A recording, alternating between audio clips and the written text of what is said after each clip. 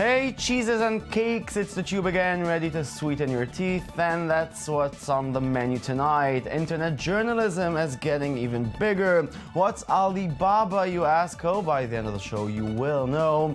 The YouTube star sex scandal the web is obsessing about, Wes Anderson, The Social Watch, and more. But wait, did you hear that bang? Sounding big? How big? Huge? Let's start. Yeah, okay, the big news of the day comes from almost 14 billion years ago. Scientists have found the first direct evidence that the universe expanded incredibly quickly in the microseconds after the Big Bang. Terms like signatures of cosmic inflation and gravitational waves in the cosmic microwave background radiation invaded any self-respecting news platform, but we're more concerned with the way this complex story became viral all over the web. How? Well, it has to do a lot with this following video, uploaded to YouTube by the University of Stanford, capturing the moment when the father of the cosmic inflation theory discovers that his theory has been proven. Watch it. I'm going to deliver a news to Professor Andre Linde, who is the founding father of inflation. So inflation is the theory about the bang of Big Bang. It explains why we have all this stuff in the universe. So today I'm going to tell him our experiment, Bicep 2, based at South Pole, has found the smoking gun evidence of inflation. He has no idea that I'm coming. Why? So I have a surprise for you. Wow. It's 5 sigma at 0.2. Discovery? Yes. What? Just a second. Can you repeat it? 5 sigma, as clear as day, are of 0.2. Can you repeat it again? Are 0.2 plus minus 0.2? If stop there. We don't expect anybody. Renata tells it's probably some kind of delivery. Did you order anything? Yeah, I ordered 30 years ago. Finally, it arrived. Cheers, cheers. Congratulations. Congratulations. Cheers. Yes, there's nothing like some cheap human emotion to sell, well, anything to the public. Viral videos, they should get the Nobel Prize. Now, are you looking for a job in journalism, but everybody's telling you that the professional field is dying? Well, there's still hope for you. New media organizations are hiring again. Internet-based news ventures are now all the rage among venture capital funds. They have evaluated Vice Media, the brilliant alternative information outlet responsible for reports such as the one on your screen now, for no less than $1 billion. They have powered $46 million into BuzzFeed, $80 million into Vox Media, an extra $12 million into Business Insider, totaling at $30 million so far, and feel-good social curation site Upworthy has raised about $12 million since launching 2 years ago. Is this the dawn of a new financial age for online journalism? With us to make some sense of this surprising development via Skype is Noam Shizaf, co-founder of the journalistic initiative 972mag.com and soon to be a very rich man, possibly. Good evening. Hi, Jason. Not so fast about the money, but things are looking better some places, I guess. Yes, so tell me, why is this happening? Why now? Well, I think that some of the publishing business matured. One important thing that we can see right now is that those businesses that you mentioned, BuzzFeed, Vice, Upworthy, are creations of the new internet age. So they do not carry with them all the burden of all publishing like newspapers did. And they're able to find new ways to monetize content. And I think that's the game here. Everybody has been asking themselves, how do you monetize content? BuzzFeed, with their viral publishing models, came up with one idea, and there are other ideas, and I think people are starting to make sense of what's worth money in publishing these days. Well, so can journalistic websites become the new startups? I'm not so sure. I think that what's happening is that people are determining right now what makes good content and what makes monetized content. What content is it worth paying for? And that wasn't so clear in the last 5 or 6 years when user-generated content seemed to have been able to replace all the content that publishers used to pay for in the old days. But journalism in the classic sense is not a profitable business. The New York Times registering profit from their paywall is the exception. The general rule is that old-style journalism is still yet to recover from the entrance of the internet. And looking at the broader picture, it actually feels that it will never recover. And what we'll have is those new businesses like Buzzworthy, like Vice, which are not only reinventing the business model, they're also reinventing what makes news today. What is news? What's a news item? Yeah, so it's not a coincidence that Vice, The Verge, BuzzFeed, and Upworthy are doing things very differently than traditional media, or is that the main factor of their success in the online journalistic venture? You can also look at I-24 for that matter. You know, publishing has become very different, and BuzzFeed is something that obviously couldn't have existed in the old model. Their advertising model couldn't have existed in the old model, and they came and they proved that there is that ways even to make money of journalism in this age. I'm not sure that the Washington Post can still do that. Yeah, but is there still hope for old school investigative journalism in such a money-oriented, as you say, field? Well, journalists will have to invent themselves. I think that's pretty much clear. Those who didn't invent themselves are gradually leaving the business, and the new generation will do something very, very differently from the older generation. Maybe they will not be called journalists in the same ways that we used to call them journalism. But one thing remains the same, and that no matter how many technological revolution we passed, content is still the king. Okay, and when is 972mag.com going to make its big exit, Mr. Shizak? Well, we're a non-profit, which is also a very, very growing industry in the field. I think that a lot of the old-style journalism will move into non-profit models, and we're experimenting with that right now. Okay, well, good luck, and thank you very much. Thanks for having me. Always a pleasure.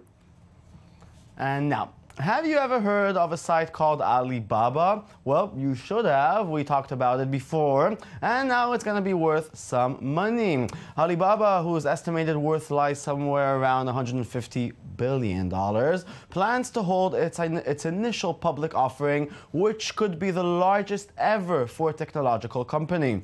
Founded by Jack Ma in 1999, the Chinese giant is well known internationally for its self-titled website, which links small and medium-sized businesses around the world with manufacturers in China and elsewhere. The listing will be closely watched by Alibaba's two largest shareholders, that's Yahoo Incorporated, which owns 24%, and Japan's SoftBank Corporation, which controls 37%. Here's how Alibaba pitches itself to British users. I just love the detail on this, but can we make them for the price? Yeah, I know just the people.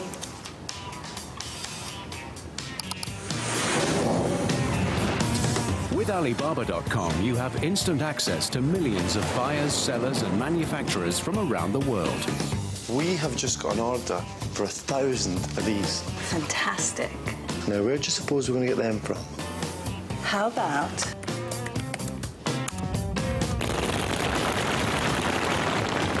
So whatever you're looking for, Alibaba.com will introduce you to the right people to help make your business a success. Hello, Tom speaking. Tom, have you found us that shrimp supplier yet? Yeah. Yes. Yes, I have. We have shrimp. Get Alibaba.com working for you. So yeah, welcome to the Alibaba age. We have tried to make this show in a factory in China by using Alibaba. So if there's a Chinese dude here tomorrow instead of me, know that we have succeeded.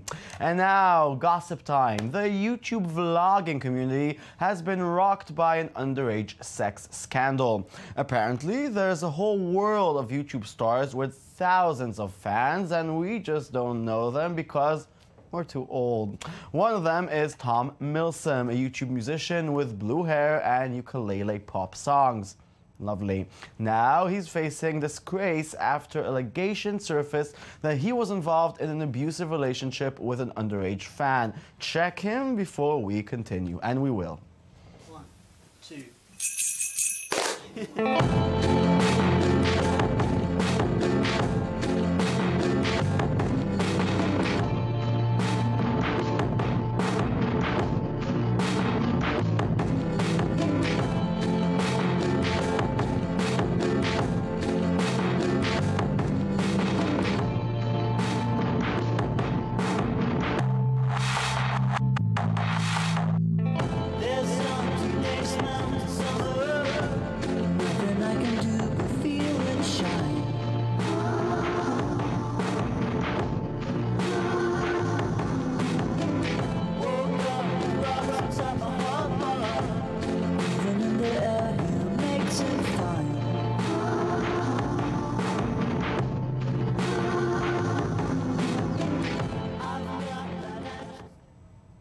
Okay, so Milsom's fan base is predominantly made up of teenage girls who follow the same core group of internet celebrities. Milsom's alleged relationship with an underage girl came to light after Tumblr user began reblogging confessional posts from her page. According to these posts, she and Milsom entered into a relationship when she was 15 and he was 22. There's a really good report about it on the Daily Dot, going deeper into the, well, twisted world of internet celebs and their fan base. We'll put a link on our Tumblr just for you.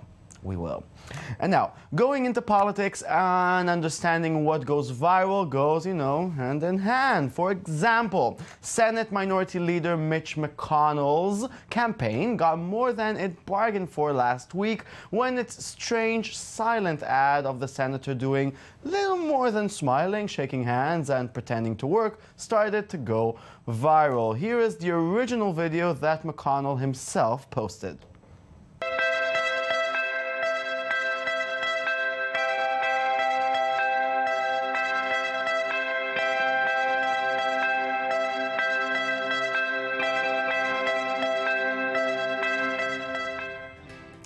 On Wednesday, one person on YouTube began splicing, that's splitting and slicing, splicing the footage into classic sitcom openings, placing a smiling McConnell into series including Full House and Family Matters. After that, Jon Stewart mentioned it on his show and all hell broke loose. I sometimes see you pass outside my door. Hello.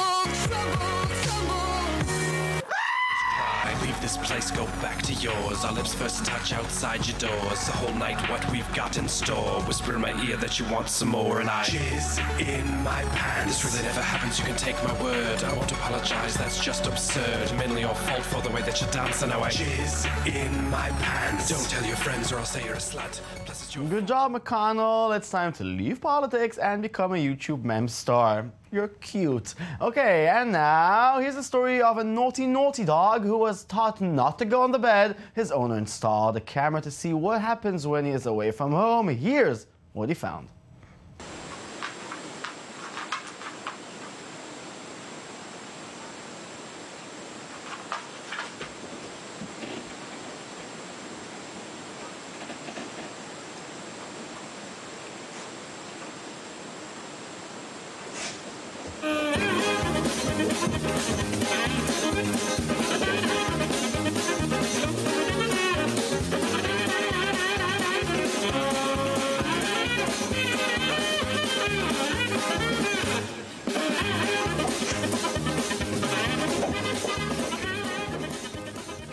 Finally, someone found the best way to use those excellent GoPro cameras. Put it on Superman. Someone really should have thought about it before. What's wrong with the world?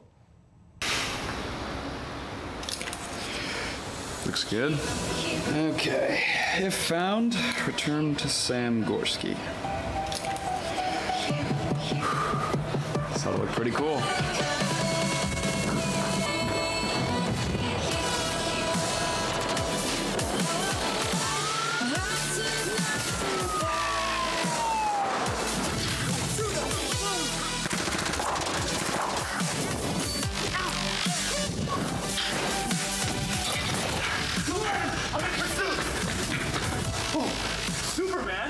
And that's it, this show is absolutely over, and all we have to do to keep virtually touching each other is log. Yep, our Twitter and Tumblr are waiting, it's a Tube24, and always remember what Shakira said. All through my 20s, I spent more time worrying what I didn't have than thinking what I do have. I wish that I had bigger hair, longer legs, smaller hips, and even straight hair.